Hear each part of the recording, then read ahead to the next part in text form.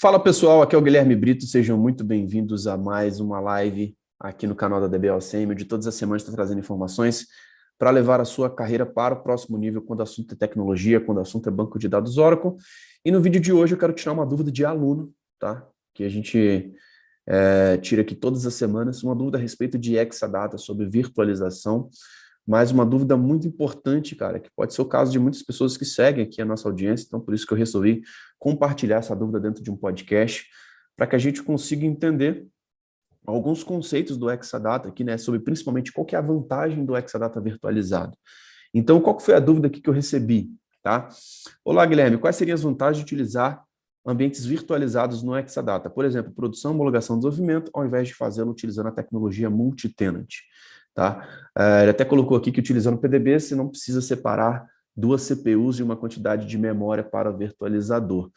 E, de fato, existe sim um conceito que a gente consegue trazer sobre a questão de virtualização para Exadata. Existe até um material público da Oracle que ele recomenda que quando que você deve utilizar o Exadata virtualizado ou não, quais são as vantagens, quando realmente que você pode aplicar esses conceitos do Exadata virtualizado e quando que vale a pena, né? Eu acho que existem alguns mitos aí primeiro para a gente poder quebrar, né? Que, cara, virtualização para banco de dados, né? Alguns anos atrás isso não fazia tanto sentido, tá? Mas é importante a gente entender o conceito para a gente saber quando aplicá-los. Primeira coisa, pessoal, quando a gente fala de virtualização de banco de dados, né? Normalmente a gente nas arquiteturas convencionais a gente tinha, por exemplo, a questão do storage ser um storage virtualizado, dele não ter uma conexão direta ali, e muitas vezes ele ser um disco que ele está naquela camada de virtualização. No Exadata ele não funciona assim. Por quê? O que vai ser virtualizado, de fato, vão ser os DB nodes, os database servers. Tá? A camada do storage ele continua bare metal, ele continua sem virtualização. E essa conexão ela é feita pela rede ROCE, agora nos Exadatas mais novos, tá? Onde utilizam KVM. Se você estiver utilizando um Exadata um pouco mais antigo, ele vai utilizar o Zen, aquela DOM 0, e você vai fazer a interconexão através de InfiniBand. Tá? Então, entender que a virtualização em si não é da camada do storage. O storage ele continua bare metal, mas o que de fato vai ser virtualizado vai ser de fato os DB nodes, tá? Onde ele consegue via rede tá fazendo essa comunicação ultra rápida aí com o storage. Beleza? Então esse é o primeiro mito que eu queria trazer para vocês, né? Porque antes a gente tinha esse conceito que servidor de banco de dados não se virtualiza e tudo mais, mas o Exadata ele tem uma arquitetura onde de fato ele traz mesmo com virtualização, algo bem performático. E legal a gente poder falar sobre isso, que inclusive os Exadatas que você tem hoje na cloud da Oracle, como o Exadata Cloud Service, o ExaCS ou o ExaCC, eles têm esse conceito de estar utilizando o Exadata virtualizado. Então você não tem um Exadata de fato bare metal, né? Quando você está utilizando um ExaCC, você vai utilizar algumas VMs ali, alguns clusters virtualizados, tá? Então, esse é o primeiro ponto que eu acho que era um mito muito grande, tá? De alguns anos atrás, que eu acho que a gente precisa entender como que isso funciona hoje. E eu queria trazer aqui para vocês um material público aqui da Oracle, tá? Se você colocar aí no Google Exadata Virtualization, tá? Você vai encontrar esse documento onde ele mostra aqui algumas opções de consolidação. E essa imagem, ela fala bastante aqui sobre o que a gente consegue, de fato, fazer com o Exadata virtualizado, quando que a gente consegue escolher a melhor opção para fazer, de fato, a questão de utilizar a virtualização ou não utilizar a virtualização. E eu quero estar compartilhando aqui com vocês um pouquinho sobre isso, tá? Primeira coisa, existem vários níveis de isolamento que você pode fazer, tá?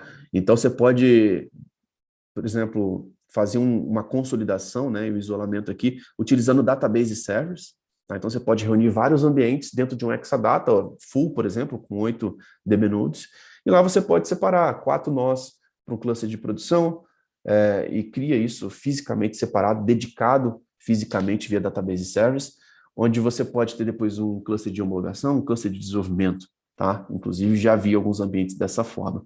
Muito cuidado com a camada do storage, porque se você não criar as fatias dentro do storage separadas em todos os storages e quebrar os storages no isolamento, você vai perder a I/O. Tá? Então, se você tem 3 ou 4 storages, você tem muito menos I/O do que 7 storage, do que 14 storages, tá? Então, pensar que se você quebrar o storage, você quebra a entrega de IOPS. E aí você tem essa questão do dedicado, né? Que isso custa muito caro. Muitas vezes você vai ter um Exadata para desenvolvimento, um Exadata para homologação, um Exadata para produção, ou até mesmo dentro da mesma caixa fazer essa segregação, tá? E isso, de fato, tem um custo muito alto ali a respeito de você ter um ambiente dedicado. Você pode fazer isso através de virtual machines, então você pode muitas vezes pegar um Exadata quarter, um Exadata oitavo e criar VMs, né?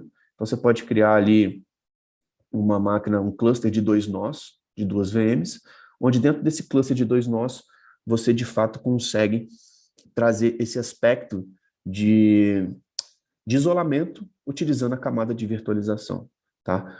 Com isso, você já tem uma redução de custos muito grande, né? Só o fato de você utilizar, de você não precisar ter fisicamente um Exadata dedicado, tá? Algumas empresas, dependendo do porte, faz sentido você ter dedicado, tá?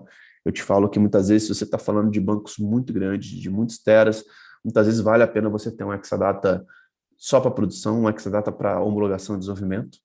Então, dependendo do porte, isso vai fazer sentido, mas a gente sabe que muitas vezes em ambientes menores, muitas vezes você pode pegar um Exadata Half, um Exadata Quarter e pode fazer uma etapa aqui de virtualização. Então pode fazer muito sentido, mas é legal a gente poder pensar nessa estratégia, né, do que aquele ambiente seria interessante, tá? E alguns clientes a gente vai, de fato, recomendar, cara, aqui vai ser necessário dedicado. Você tem um banco de 400 tera, você já tem um Exadata muito grande, e muitas vezes vai ser interessante manter totalmente separado. Mas para alguns ambientes, realmente vai fazer sentido utilizar essa camada de virtualização. Outra coisa que você pode fazer é ter um Exadata não virtualizado, bare metal, e dentro desse Exadata, você ter a questão aqui, ó, de você ter vários bancos de dados dentro de um servidor. Então, você vai ter ali um Exadata, muitas vezes, quarter, onde você vai ter ali vários bancos de dados de produção, vários bancos de dados de homologação e desenvolvimento. Tá? Então, você pode ter muitos bancos de dados dentro de um servidor especificamente. Tá? Então, isso é possível. A gente vê que vários clientes não têm essa opção de utilizar a virtualização, não querem ter essa opção e querem ter a questão do gerenciamento ali na camada de bancos de dados isolados, tá? Lembrando, quando você está utilizando uma consolidação a nível de banco de dados, você pode utilizar aqui, ó, um Resource Manager, altamente recomendado. Por quê? Você pode evitar esse overhead do ambiente, né? Você pode limitar ali que um banco de desenvolvimento ele vai utilizar 5 a 10% do CPU que ele tem disponível ali dentro daquela máquina física. Assim como a I/O também você pode fazer, assim como você pode parametrizar também os parâmetros de memória. Tá? Então você precisa ter um controle, tá? Para você configurar esse ambiente corretamente. E aqui, quando você tem um isolamento físico, né, você tem uma eficiência baixa com relação a reaproveitamento de recursos, tá? Você é menos eficiente, tá? E você tem um gerenciamento aqui de sistema operacional, de ter muitas máquinas ali bem separadas. Aqui você tem uma máquina só, mas você tem que controlar melhor as suas instâncias do seu banco de dados, tá? E você tem a outra camada que seria um multi-tenant, né? Então você pode, muitas vezes dentro desse ambiente, com um banco de dados, você pode acrescentar a camada de utilizar o multi-tenant e muitas vezes ter vários ambientes ali de desenvolvimento e homologação utilizando dentro de um container database. E isso você vai ter muito mais eficiência, né? O reaproveitamento de recursos ele é muito maior, só que precisa de uma visão de arquiteto. Você precisa realmente de ter uma estratégia para poder saber definir esses pontos. Tá? Não adianta a gente simplesmente querer jogar os bancos lá de qualquer forma e não ter uma estratégia muito bem pensada e ter uma visão de cima, conhecer os ambientes, conversar com as áreas envolvidas para tomar essa decisão. Muitas vezes, em alguns ambientes, assim como você tem dentro da Oracle, a Oracle, por exemplo, o Autonomous Database, ele te entrega um pluggable database. Tá? Então, eles têm um nível de eficiência muito grande e conseguem trazer um nível de isolamento. Então, muitas vezes, para determinados projetos, você vai conseguir entregar isso como se fosse um Autonomous, entregar um PDB ali para o cara, para ele poder acessar. Onde muitas vezes não vai ter acesso ao sistema operacional, não vai ter acesso a nada. Ou muitas vezes você pode ter uma estratégia de, cara, são clientes separados, o contrato exige realmente uma segregação específica, exige um acesso ao sistema operacional, onde essa área, especificamente, a gente vai ter que criar uma máquina virtual, ou vai ter que ter um Exadata separado, ou ele vai ter que ter uma instância em si dedicada para ele por conta da criticidade do projeto. Então, é muita questão de você entender, de fato, os níveis de provisionamento, tá? Mas aqui no multitenant, a gente consegue, de fato, ter a forma mais eficiente de consolidação, sem dúvidas. Sem dúvidas. Muitas vezes, ao invés de você criar 10 instâncias, você pode criar uma instância só, ela em container database, e dentro desse container database você consegue ter vários PDBs ali de desenvolvimento, de produção, dependendo de fato da criticidade de cada negócio, tá? Importante, pessoal, a gente precisa realmente conhecer bem, tá? Os riscos de você consolidar um ambiente, tá? Então existe todo um estudo onde você precisa fazer para poder entender, né? Quando que a gente não vai ter um conflito ali, quando que um banco de dados, uma aplicação, ela é muito crítica, que realmente, de fato, a gente precisa deixá-la totalmente isolada, tá? Então, são pontos que devem ser analisados, mas respondendo aqui a dúvida do nosso aluno, né? Seria as vantagens de utilizar ambientes virtualizados no Exadata, tá? Eu realmente trago aqui para vocês que você tem um maior isolamento. Então, quanto mais você escolher essas opções de cima, você tem um isolamento muito maior do ambiente, tá? E quando você escolhe as opções, de fato, um database multitenant, você tem uma maior eficiência. Mas você tem menos isolamento, tá?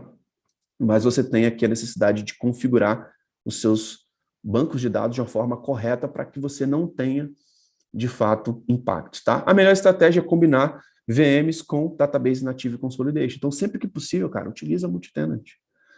Eu sei que tem um licenciamento, muitas vezes, principalmente em Exadata, onde você tem que ter uma option para poder criar até 4.000 PDBs, tá? Mas muitas vezes essa option vai trazer tantos benefícios para o ambiente que vale muito a pena, tá? E aí você pode ter múltiplos bancos de dados ou pluggables databases, tá? Ou PDBs dentro de uma VM, tá? Então, eu participei de alguns projetos que muitas vezes a gente estava trazendo os riscos de você criar uma quantidade excessiva de VMs, tá? Então, teve um cliente, cara, que praticamente cada banco queria criar um cluster, queria criar um ambiente de VMs separadas por conta do negócio específico. E, cara, você fragmentar muito o seu Exadata, isso pode ser um problema muito grande.